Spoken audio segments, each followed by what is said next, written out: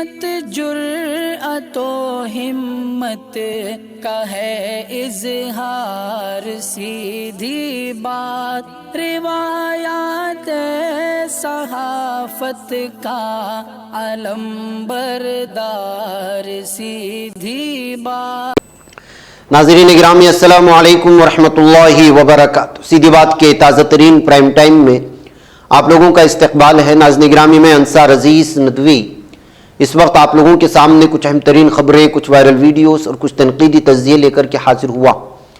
ناظرین گرامی، تمہیدی تفصیلات میں گئے بغیر میں آپ لوگوں سے ہمیشہ کی طرح وہی درخواست کروں گا کہ ادارے کو ضرور مضبوط کریں، جو آپ سے اپیل کی جاتی ہے ادارے کو لوگوں سے جوڑیں۔ آپ کا ادارہ ہے، مضبوطی ضروری ہے، اس لیے کہ جو آپ ہی کے تعاون سے ادارہ بھی چلتا ہے۔ ناظرین گرامی، اعظم خان پر جس طرح سے سیاسی دشمنی چل رہی ہے اور جس طرح سے ان پر سیاسی دشمنی نکالی گئی، شاید ہی جو ہے ادھر کچھ سالوں میں اس قدر دشمنی نکالی گئی ہوئی کہا جا سکتا ہے۔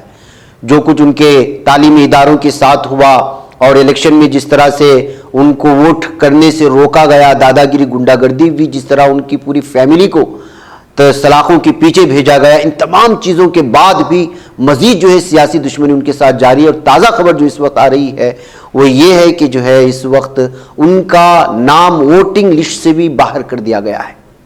سیاسی اکھاڑا بنے رامپور کی ضمنی انتخاب کی گونج صوبے کے ایوان، الیکشن کمیشن سے لے کر مکھ اعلیٰ عدالت تک پہنچ گئی ہے، مگر نتیجہ وہی آتا ہے جو B J P leader Aakash Saxena کی زبان سے نکل جاتا ہے۔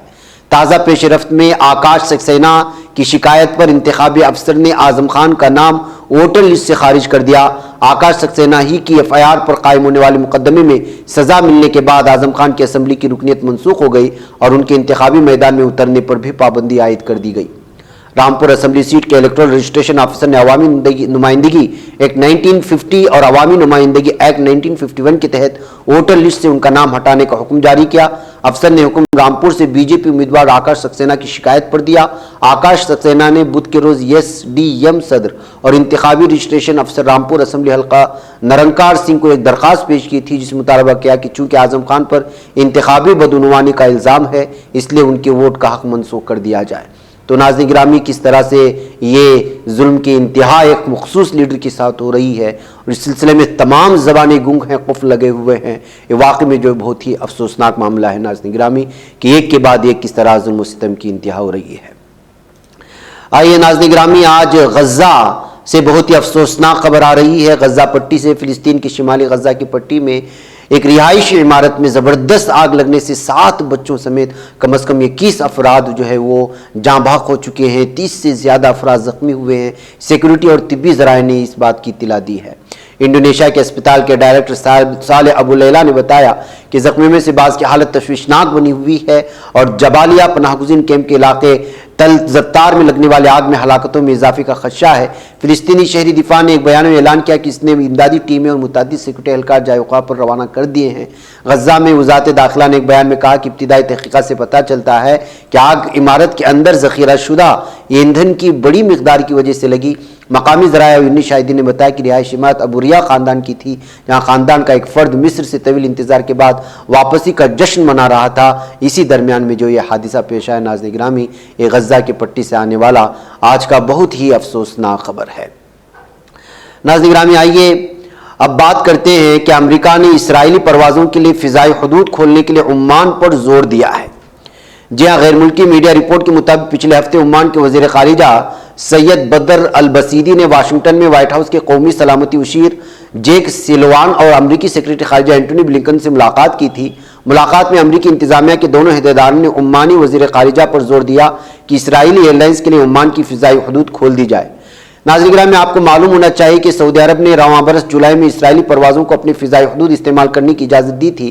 یاد رہے کہ 2018 میں اس وقت کے اسرائیلی وزیر اعظم نیتنیاہو نے عمان کا دورہ کیا تھا اور سلطان قابوس کے ساتھ عمانی فضائی حدود کھولنے کے حوالے سے بات چیت ہوئی تھی۔ عمان اور اسرائیل میں سفارتی تعلقات نہیں ہیں کیونکہ عمان اسرائیل کو علیحدہ ریاست تسلیم نہیں کرتا، یہی وجہ اس کی طرف دباؤ بنایا جا رہا ہے۔ اور آپ کو یہ بھی بتا دوں کہ ابھی جو فیفا ورلڈ کپ چل رہا ہے قطر میں، وہاں سے کھلاڑیوں کو لے کر آنے کے لیے ایک بھی جو ہے طیارہ تیار نہیں تھا، جس کی وجہ سے بھی جو ہے ابھی تک اسرائیل کے کھلاڑی یہاں نہیں پہنچے ہیں۔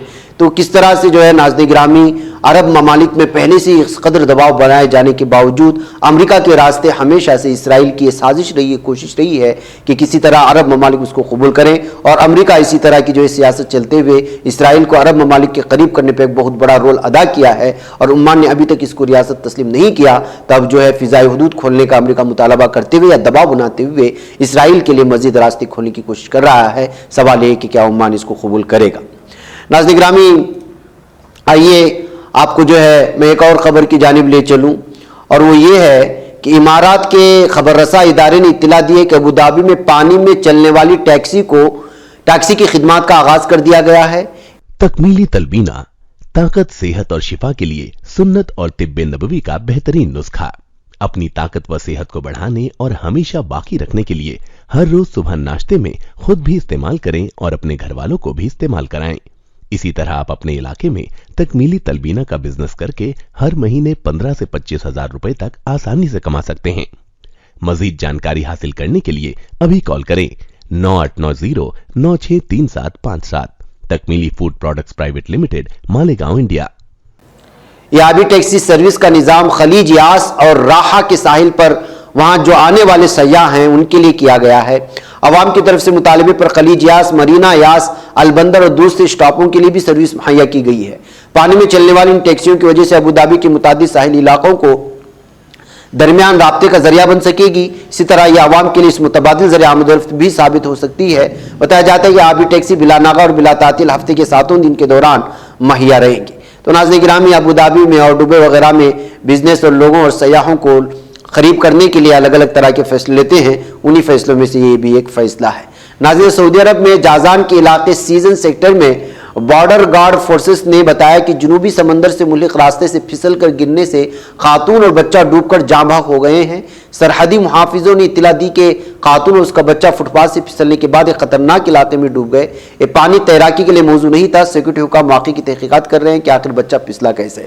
ناظرین گرامی، آپ کو معلوم ہونا چاہیے کہ ہاں اس طرح کے علاقوں میں اس طرح کے واردات، اس طرح کے حادثات بہت کم پیش آتے ہیں، جب آتے ہیں تو وہ سرخیاں بن جاتی ہیں۔ ناظرین گرامی، ایران میں کیا ہو رہا ہے؟ ایران کی حکومت جو کچھ کر رہی ہے وہ اپنی جگہ ہے، اور بھارت میں بھی کس قدر خواتین کے خلاف ظلم و ستم ہو رہا ہے، جو کچھ ہو رہا ہے وہ اپنی جگہ ہے۔ لیکن یہاں کی خواتین یا اپنے آپ کو جو یہ کہتے ہیں کہ وہ خواتین کے حقوق کے لیے لڑتے ہیں، جو کچھ بھی ہیں، وہ یہاں کی خواتین پر ہونے والے ظلم و ستم پر بات نہیں کرتے۔ ہاں، ایران کی مہسا امینی پر ظلم ہوا تو یہاں بنگلور میں خاتون نے جو ہے باقاعدہ احتجاج کے لیے کس طرح سے یہ ساری چیزیں بنا کر کے بیٹی ہے، دیکھ لیجیے، جس کی ویڈیو آج وائرل ہو رہی ہے۔ یہ بنگلور کے چرچ اسٹریٹ کی جو ہے ویڈیو ہے، جہاں احتجاجاً اس نے مہسا امینی اور جو کچھ ایران میں ہو رہا ہے اس کی حمایت میں اور مذمت کرتے ہوئے جو ہے اس طرح کا احتجاج کر رہی ہے، جو اس وقت یہ ویڈیو بنگلور میں الگ الگ تبصروں کے ساتھ شیئر کی جا رہی ہے کہ بھارت میں خواتین پر جو ظلم و ستم ہے اس پر تو بولا نہیں جاتا، ہاں ایران کی ضرور فکر ہے۔ ناظرین گرامی، جے ڈی ایس مکمل طور پر اب کرناٹک میں جو اسمبلی انتخابات ہونے والے ہیں اس کی مکمل تیاری کے لیے چل چکی ہے۔ پنچ تنترا کے نام پر اس کے الگ الگ طرح کی بوگیاں بھی اب بن گئی ہیں، اور یہ پورے کرناٹک میں جو ہے الگ الگ مقاصد کو لے کر کے، بنیادی سہولیات کو لے کر کے، تعلیم کو لے کر کے، بے روزگاری کو لے کر کے، کسانوں کے مسائل کو لے کر کے، جو اس وقت مسائل ہیں کرناٹک میں اس کو اجاگر کرنے، اور پانی کا بھی مسئلہ بہت ایک اہم ترین ہے جو مختلف ریاستوں میں ہمیشہ سے جو ہے ایک جھگڑے کا باعث بنتا ہے، تنازع کا باعث بنتا ہے۔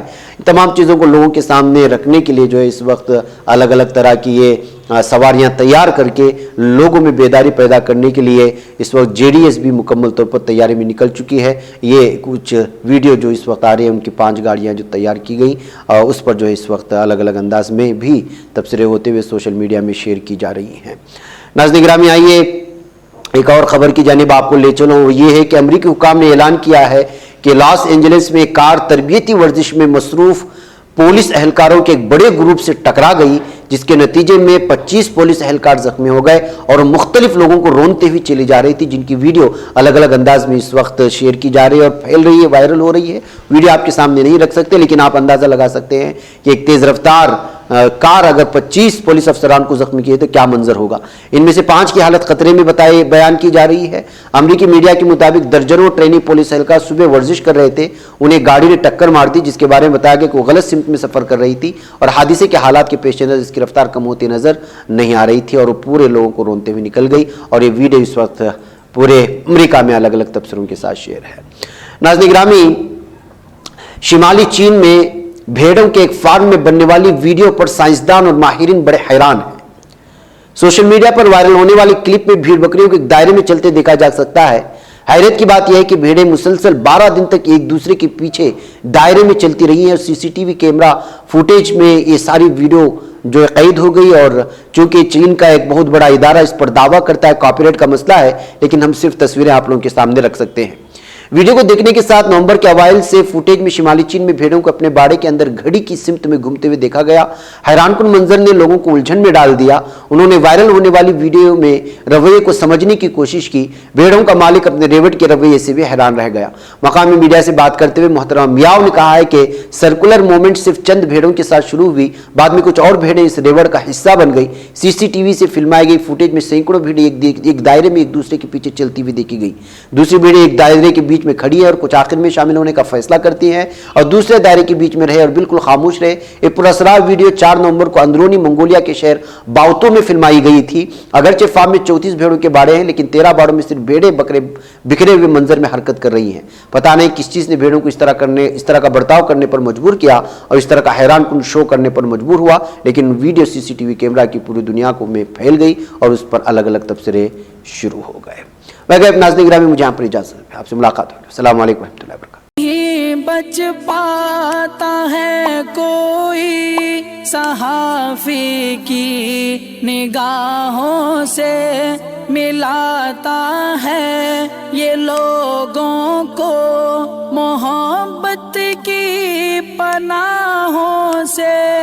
करम और दर्द मंदी का है एक संसार, सीधी बात अजीमत जुर्अतो हिम्मत का है इजहार, सीधी बात अजीमत जुर्अतो हिम्मत का है इजहार, सीधी बात। ये चैनल हक निगर बनकर कुचल देता है फितनों को।